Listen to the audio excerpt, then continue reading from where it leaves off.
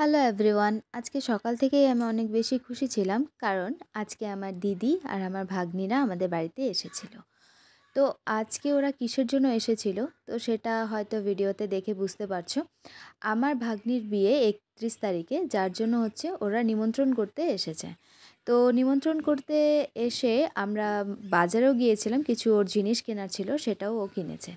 তো এখানে দেখতে পাচ্ছ আমরা প্রথমে চলে গিয়েছিলাম মাসির বাড়িতে, ওখানে ইনভাইট করে তারপরে আমরা চলে গিয়েছিলাম দিদির বাড়িতে।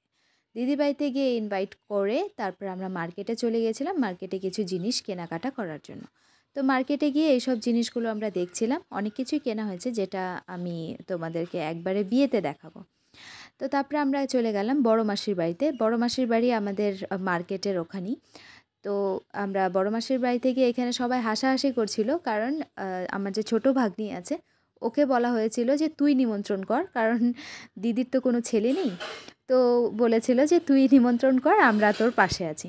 তারপরে আমরা চলে আসি আমার ছোটো মামার বাড়িতে। ছোটো মামার বাড়িতে আসার পরে এখানে আমার ছোটো বুনু, ও হচ্ছে সবাইকে ও পটেটো স্পাইরাল বানিয়ে খাওয়াচ্ছিল। আর দেখতে পাচ্ছ এখানে সবাই খুব মজা করে সেইটা খাচ্ছিল। আমি ওর বিয়ের পুরোটা ভিডিওই তোমাদেরকে দেখাবো। আজকের জন্য এতটুকুই, টাটা, বাই বাই।